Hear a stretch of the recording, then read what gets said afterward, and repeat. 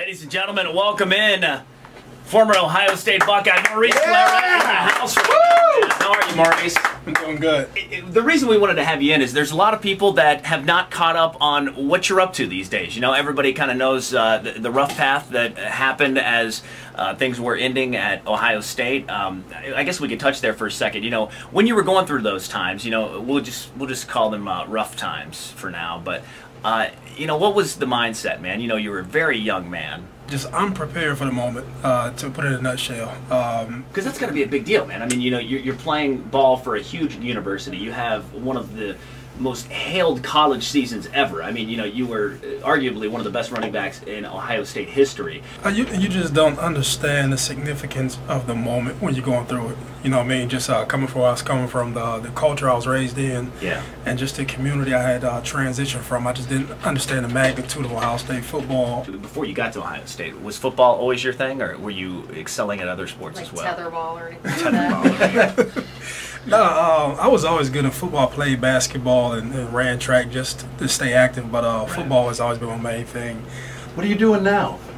Well, pretty much I'm booked probably every weekend going around speaking, just sharing my life. I finished up the 30 for 30 with ESPN last April. Which came out awesome. Yeah. I mean, that was a really great, in-depth look at your life. That was the E60. Oh, okay. The 30 for 30 is going to be a 2-hour film.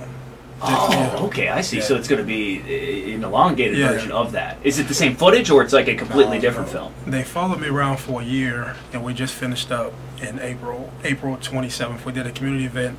I got a thing back home called the Comeback Project.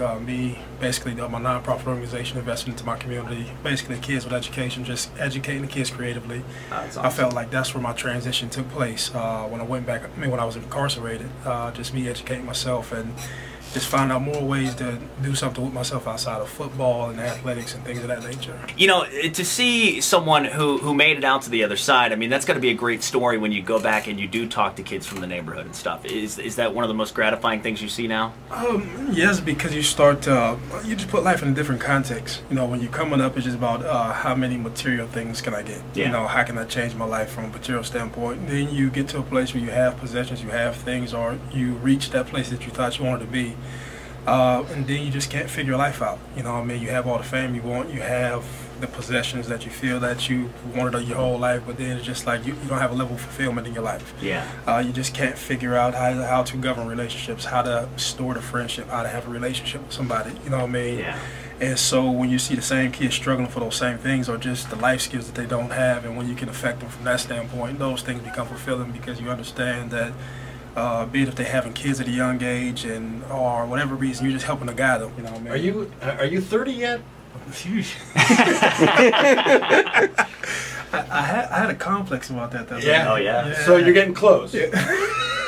Dude, it didn't hit me until the day of my 30th birthday. I was like, nah, this ain't no thing, you know, no problem here. And then like the day of my Randy can vouch for this. I'm sitting there, I'm like, whoa, I'm 30. I'm like, where did it all go, Listen, man? People in their 40s and 50s are like, get out of here. No. But when you hit it, you were like, man, it was like just yesterday it was all Lollapalooza and topless chicks, and now it's like, what? Now I'm paying bills and a bunch of kids, man. It's very different. Yeah, I tell you, I woke up one day, I said, I'm about to be 30.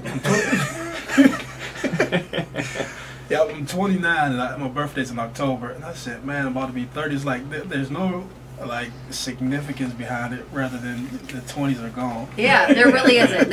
I do believe age is just a number, and it's a scary number. And I guess in certain aspects of it, you know, the fact that the 20s are gone it's okay, you know what I mean? Because sometimes, you know, there's things that you want to forget about. Wait, are you already 30? Are you turning 30 again this year? Are you 30 and 30? No. Your daughter's in the studio, 7-year-old Jaden, and she said something, you're like, shh, be quiet. No, she said, Mommy's 30. Oh.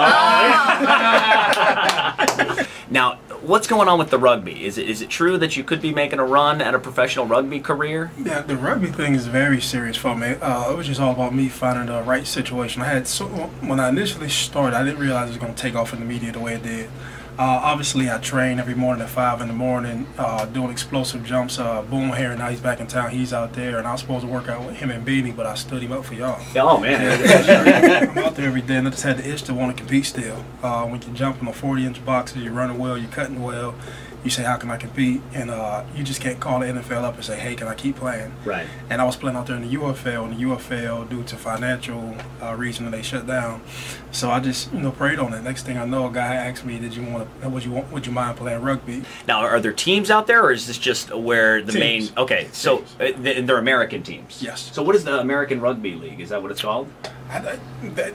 They have different circuits. It's just like soccer. They Okay. have different circuits. The American scene for rugby isn't serious, or I don't want to say serious. It's not as developed as the international scene. Sure. But be it that the Olympics are coming in 2016 and the American team gets a chance to play, they're just trying to develop the domestic. They're trying to develop the American rugby league. Are there cheerleaders in rugby? No, stop. That's a very important question, That Shark.